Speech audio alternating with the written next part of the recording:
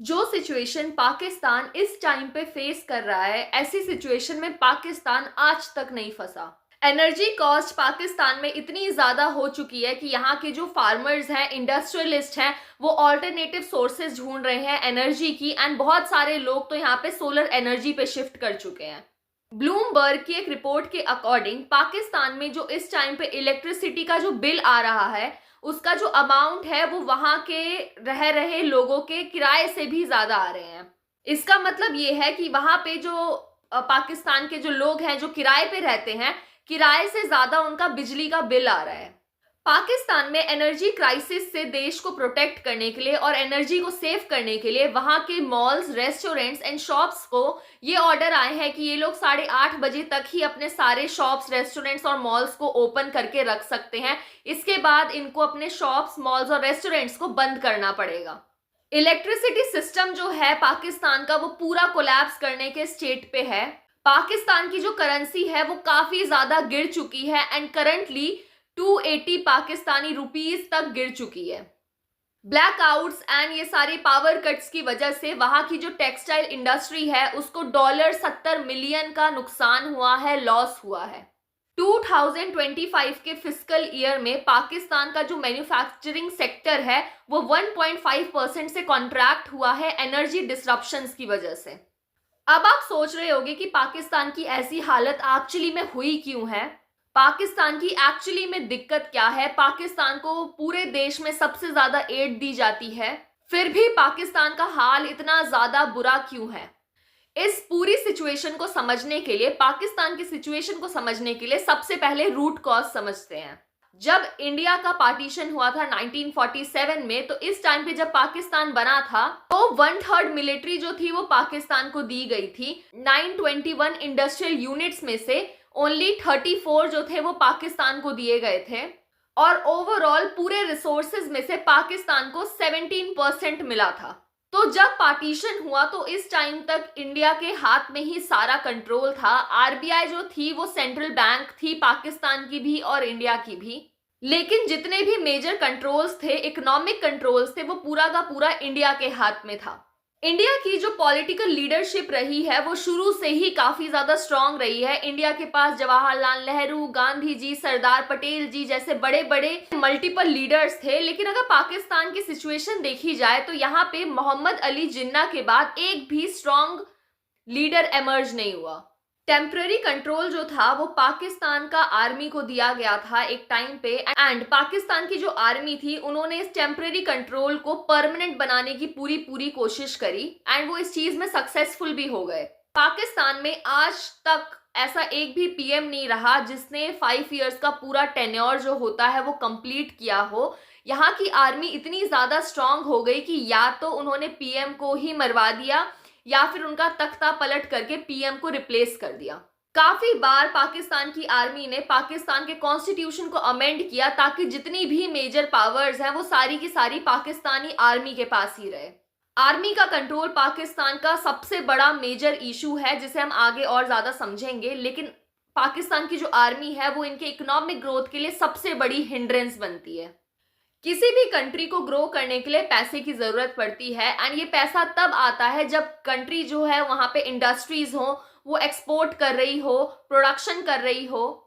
And in सारी चीजों के लिए एक चीज जो सबसे ज्यादा इंपॉर्टेंट है वो है पॉलिटिकल स्टेबिलिटी होना एक कंट्री में। अफसोस से पाकिस्तान की ये शुरू से दिक्कत रही है कि पाकिस्तान में कभी भी पॉलिटिकल स्टेबिलिटी हुई ही नहीं। जब पाकिस्तान क्रिएट किया जाता है तो उस टाइम पे पाकिस्तान जो होता है वो धीरे धीरे यूएसए के टूवर्ड्स जो है अपना थोड़ा सा टिल्ट रखता है। जैसे इंडिया जो था वो सोवियत यूनियन के टूवर्ड्स थोड़ा सा रुख अपना रखता था, ऐसे ही सिमिलरली पाकिस्तान जो था वो शुरू से अमेरिका को फेवर करता था। अब यहाँ कंडीशन समझो, अमेरिका जो है इस टाइम पे कहीं ना कहीं अफगानिस्तान और जो सोवियत यूनियन की लड़ाई चल रही थी उन चीजों में इन्वॉल्व था और वो पाकिस्तान में बहुत सारा हाई अमाउंट में एड भेजा करता था यूएसए, ताकि यहाँ पे मुजाहिदीन की ट्रेनिंग हो और वो जाकर सोवियत यूनियन से अफगानिस्तान में लड़ाई करें। तो अब सवाल यहाँ ये उठता है कि इस मुजाहिदीन की ट्रेनिंग के लिए यूएसए ने सिर्फ पाकिस्तान को ही क्यों चूज किया साउथ एशिया में। तो इसका रीजन ये है कि साउथ एशिया की जो मोस्टली कंट्रीज थी वो सोवियत यूनियन के इन्फ्लुएंस में थी, एंड उन सारी कंट्रीज इंक्लूडिंग इंडिया वो सोवियत यूनियन को ज्यादा प्रेफर करती थी अमेरिका के बजाय। तो इस वजह से पाकिस्तान जो था वो यूएसए को एक अच्छा ऑप्शन लगा मुजाहिदीन को ट्रेन करने के लिए। सोवियत यूनियन और अफगानिस्तान की आपसी लड़ाई चल रही थी, तो इस बीच में अगर यूएसए जो है अपनी डायरेक्ट मिलिट्री अफगानिस्तान में भेजता तो ये डायरेक्ट वॉर की सिचुएशन हो जाती। यूएसए एंड सोवियत यूनियन जो कि आज का रशिया है वो डायरेक्ट वॉर की सिचुएशन में आ जाते। इसीलिए पाकिस्तान को चूज किया जाता है कि मुजाहिदीन को यहाँ पे ट्रेनिंग दी जाए एंड देन ये जाकर वहां पे अफगानिस्तान में सोवियत यूनियन से लड़ाई करें। अब पाकिस्तान ने हर एक तरीके से मुजाहिदीन को ट्रेन किया, उनकी मदद की। इन सारी चीजों के पीछे पाकिस्तान के खुद के भी सेल्फिश इंटरेस्ट थे। पाकिस्तान को भी एक तरीके से फायदा हो रहा था क्योंकि बिना कुछ किए पाकिस्तान को पैसा मिल रहा था, एड आ रही थी अमेरिका से। तो ओवरऑल बात यह है कि यहाँ पे जो पैसे अमेरिका भेज रहा था, अब पाकिस्तान जो है वो उसको कश्मीर के खिलाफ भी यूज करने लगता है इन पैसों का यूज करके। और ये जो एड होती है, ये अमेरिका की जो एड होती है, ये पाकिस्तानी जीडीपी का अच्छा खासा अमाउंट बन जाती है। ये जो एड पाकिस्तान को अमेरिका से मिल रही थी, इससे वहां की जो गवर्नमेंट थी और वहां के जो कॉमन लोग थे वो बिल्कुल भी खुश नहीं थे, क्योंकि ये जो एड था, ये जो पैसा था जो अमेरिका भेज रहा था, ये पाकिस्तान की मिलिट्री तक ही लिमिटेड रहते थे क्योंकि करप्शन काफी ज्यादा था। पाकिस्तान की इकोनॉमी की हालत काफी ज्यादा बुरी हो जाती है एंड ये एक ऐसी इकोनॉमी बन जाती है जो कि सिर्फ अमेरिकन एड्स की वजह से चल रही होती है। अब 1989 के आसपास सोवियत यूनियन जो होता है वो विड्रॉ करवा जाता है, अफगानिस्तान से विड्रॉ कर देता है। एंड यहाँ पे क्या होता है कि ये जो फाइट चल रही होती है सोवियत यूनियन और अफगानिस्तान के बीच में, ये खत्म हो जाती है एंड तालिबान जो होते हैं वो पावर में आ जाते हैं। प्रॉब्लम इन सारी चीजों में सबसे ज्यादा पाकिस्तान को होती है क्योंकि वॉर खत्म हो चुकी है अफगानिस्तान और सोवियत यूनियन की, तो यूएसए को पाकिस्तान की जरूरत नहीं थी।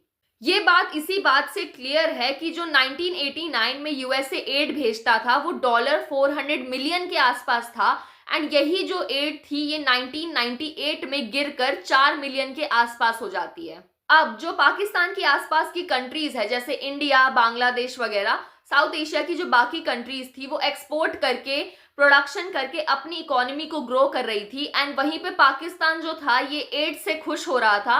एंड जैसे ही ये जो सोवियत वॉर होती है, जो अफगानिस्तान वॉर होती है, ये फिनिश होती है, इससे सबसे ज्यादा जो इम्पैक्ट पड़ता है वो पाकिस्तान की इकोनॉमी पे पड़ जाता है क्योंकि यूएसए से मिलने वाला जो एड था वो पाकिस्तान को बिल्कुल कम हो जाता है।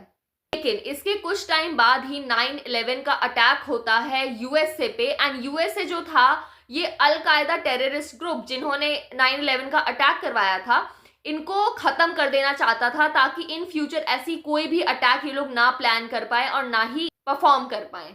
इतने साल तक पाकिस्तान को एड देने के बाद जो वहां की गवर्नमेंट होती है यूएसए की, उनको पता लगता है कि ओसामा बिन लादेन जो है ये भी पाकिस्तान में ही है, एंड मुल्ला ओमर जैसे बड़े बड़े जो टेररिस्ट हैं इनका भी कहीं ना कहीं पाकिस्तान से एसोसिएशन था। इनफैक्ट मुल्ला ओमर की डेथ भी पाकिस्तान में ही होती है। तो जैसे ही डोनाल्ड ट्रंप जो है ये पावर में आते हैं, ये बात क्लियर कर देते हैं कि अमेरिका जो है अब पाकिस्तान को किसी भी तरीके का कोई भी एड नहीं देगा। ट्रंप जो है ये पाकिस्तान को मिलने वाले सारे एड्स को कंप्लीटली बंद कर देते हैं, एंड इससे पाकिस्तान की जो इमेज होती है वो वर्ल्ड वाइड काफी ज्यादा खराब होती है, और पाकिस्तान का जो फॉरेन इन्वेस्टमेंट होता है वो एकदम ड्रॉप हो जाता है क्योंकि कोई भी इन्वेस्टर या कोई भी कंपनी ऐसी कंट्री में इन्वेस्ट नहीं करना चाह रही थी जहां पे इतनी ज्यादा पॉलिटिकल इंस्टेबिलिटी है, और वो नहीं चाह रही थी कि वो ऐसी कंट्री में इन्वेस्ट करे जो कि सिर्फ एड से चल रही है। ये फॉरेन इन्वेस्टमेंट का ड्रॉप होना बहुत ही बड़ा मेजर फैक्टर बनता है पाकिस्तान की इकोनॉमी को गिराने में। पाकिस्तान एक एड डिपेंडेंट कंट्री है एंड काफी टाइम तक रही है, और अब जो इनको एड देता था यूएसए वो पीछे हट जाता है। तो यहाँ पे एक सिचुएशन समझो, जिस तरीके से पाकिस्तान जो है वो यूएसए के लिए एक स्ट्रैटेजिक लोकेशन था उनके इंटरेस्ट को फुलफिल करने के लिए, वैसे पाकिस्तान जो है वो चाइना के लिए भी एक स्ट्रैटेजिक लोकेशन बनता है। इंडिया को टैकल करने के लिए चाइना जो है वो पाकिस्तान का यूज करना शुरू करता है। इसी वजह से जो चाइना है वो पाकिस्तान की काफी ज्यादा हेल्प करता है न्यूक्लियर प्रोग्राम्स डेवलप करने में, न्यूक्लियर टेस्ट करवाने में, इन सारी चीजों में जो अल्टीमेट सपोर्ट पाकिस्तान को मिल रहा होता है वो चाइना से मिल रहा होता है। चाइना जो है अपनी डेट ट्रैप पॉलिसी के लिए पूरे वर्ल्ड में फेमस है। अपने क्लॉज में चाइना ने ये मेंशन किया हुआ है कि अगर कोई कंट्री चाइना से लोन लेती है एंड देन उसको रिटर्न नहीं करती है तो वो जो एरिया होगा वो चाइना का हो जाएगा। इसी तरीके से चाइना ने अपनी डेट ट्रैप पॉलिसी को यूज करते हुए श्रीलंका का हम्बनतोता पोर्ट है उसको भी ऑक्यूपाई कर लिया है। तो चाइना जो है ये पाकिस्तान के साथ मिलके बॉर्डर रोड इनिशिएटिव के अंडर सीपैक बनाने की कोशिश कर रहा है। CPEC is China Pakistan economic corridor and ये चाइना जो है ये पाकिस्तान के साथ मिलकर इस सीपैक पे काम कर रहा है एंड चाइना का इस पे काफी ज्यादा अमाउंट में पैसा लग रहा है। और एक तरीके से पाकिस्तान यहाँ पे खुश है क्योंकि आईएमएफ से लोन लेने में पाकिस्तान को काफी ज्यादा कुछ झेलना पड़ता है। आईएमएफ लोन नहीं देता पाकिस्तान को, लेकिन चाइना से इनको तुरंत लोन मिल जा रहा है। लेकिन एक्चुअली में पाकिस्तान की ये जो इकोनॉमी स्टैब्लिश हो रही है ये एक डेट बेस्ड इकोनॉमी बन रही है जो कि सिर्फ एड्स और लोन पे चल रही है। किसी भी तरीके का इतना ज्यादा मास प्रोडक्शन नहीं हो रहा है पाकिस्तान में, एक्सपोर्ट नहीं हो रहा है और पाकिस्तान की जो गवर्नमेंट है वो एक लोन को पे करने के लिए दूसरा लोन लेती है। एंड यही रीजन है कि किसी भी कंट्री के लिए बेगर जैसा वर्ड जो है वो यूज नहीं किया जाता, लेकिन पाकिस्तान एक सिंगल ऐसी कंट्री है जिसके लिए बेगर वर्ड भी यूज हो जाता है। ये जितने भी मिसमैनेजमेंट या economic crisis Pakistan and Pakistan के लोग जो हैं वो सफर कर रहे हैं वो कर रहे हैं सिर्फ और सिर्फ पाकिस्तान की आर्मी की वजह से।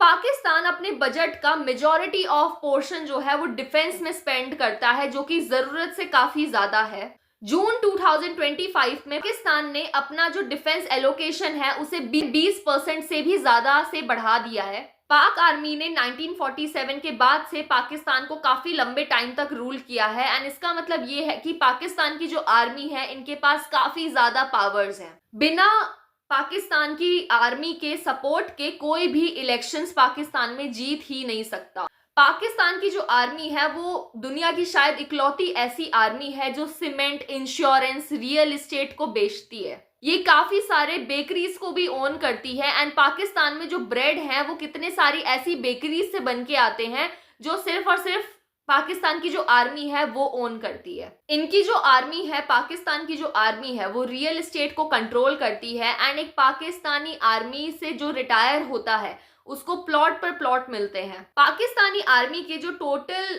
मिलिट्री असेट्स हैं या बिजनेस असेट्स हैं उनका जो वैल्यू है वो $40 बिलियन से $100 बिलियन तक का है। इतने ज्यादा रिच है कि इन सारे ऑफिसर्स के जो बच्चे हैं वो बाहर पढ़ाई करते हैं। इनके यूके में काफी ज्यादा घर हैं, जबकि एक जो आम जनता है पाकिस्तान की वो शायद ये सारी चीजें अफोर्ड भी नहीं कर सकती। पाकिस्तान के जो बैंक्स हैं वो भी यहाँ की मिलिट्री कंट्रोल करती है। ये सारी चीजें आप खुद भी चेक कर सकते हो कि किस लेवल पे कितनी ज्यादा पावर्स हैं पाकिस्तानी आर्मी के पास और ये कितनी ज्यादा रिच है। बहुत सारे रिपोर्ट्स के अकॉर्डिंग अगर पाकिस्तान को अपनी इकोनॉमी को सुधारना है और इकोनॉमिक ग्रोथ को इंश्योर करना है तो जो यहाँ पे पाकिस्तानी आर्मी का जो रोल है उसको कम करना पड़ेगा पॉलिटिक्स में।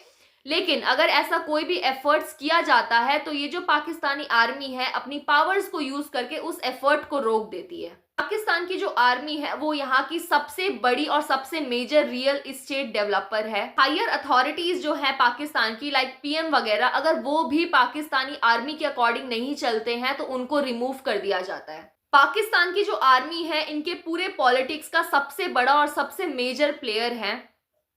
जनरल बाजवा ने इमरान खान को पीएम बनाया था और बदले में जो इमरान खान जब पीएम बन जाते हैं तो वो जनरल बाजवा का जो टेन्योर होता है उसको बढ़ा देते हैं।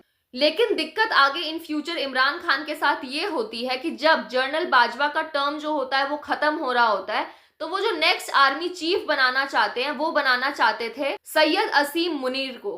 प्रॉब्लम इमरान खान के साथ ये होती है कि अगर सैयद असीम मुनीर जो हैं अगर ये पाकिस्तानी आर्मी चीफ बन जाएंगे तो वो अगले इलेक्शंस में इमरान खान को जीतने नहीं देंगे। इसीलिए इमरान खान ने सैयद असीम मुनीर के खिलाफ जनरल फैज हामिद को सपोर्ट किया आर्मी चीफ बनने के लिए। एंड इसी वजह से जो यहाँ के जनरल बाजवा थे उन्होंने इमरान खान को पावर से हटाकर, पीएम के पोस्ट से हटाकर शहबाज शरीफ को नेक्स्ट पीएम बनाया पाकिस्तान का। एंड बदले में शहबाज शरीफ ने सैयद आसिम मुनीर को जो नेक्स्ट आर्मी चीफ बनाते हैं वो पाकिस्तान का। इस वजह से पाकिस्तान में पॉलिटिकल इंस्टेबिलिटी बहुत ज्यादा रही है एंड शुरू से रही है। And day by day Pakistan की सिचुएशन जो है वो खराब होती जा रही है। एंड इन सारी चीजों में जो सबसे ज्यादा सफर कर रही है वो कर रही है पाकिस्तान की आम जनता। पाकिस्तान जो है वो लोन भी नहीं ले पा रहा, क्योंकि आईएमएफ जो है वो पाकिस्तान को किसी भी तरीके का कोई लोन नहीं दे रही है। इसके काफी सारे रीजंस हैं। इसका रीजन ये है कि पाकिस्तान ने अराउंड 20 टाइम्स जो है वो आईएमएफ से लोन लिया है। एंड आईएमएफ जो है वो कंडीशन पे लोन देता है कि जब आप अब हमारे मतलब आईएमएफ के बताए हुए तरीकों से इकोनॉमिक चेंजेस अपने इकोनॉमी में लाओगे, तब जो है आईएमएफ जो है वो लोन देता है किसी भी कंट्री को।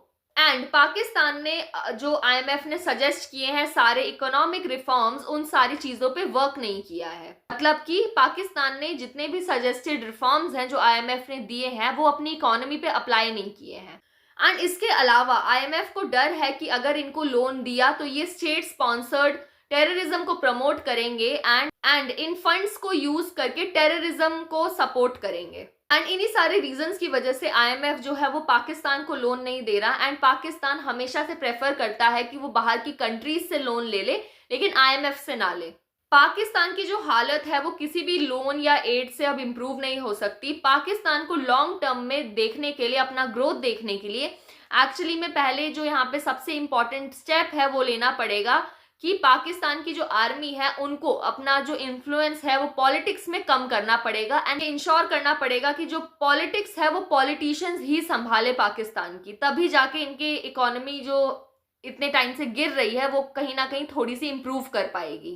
अगर आपको ये वीडियो इन्फॉर्मेटिव लगी होगी तो प्लीज लाइक और सब्सक्राइब कर देना। तब तक के लिए see you in the next video.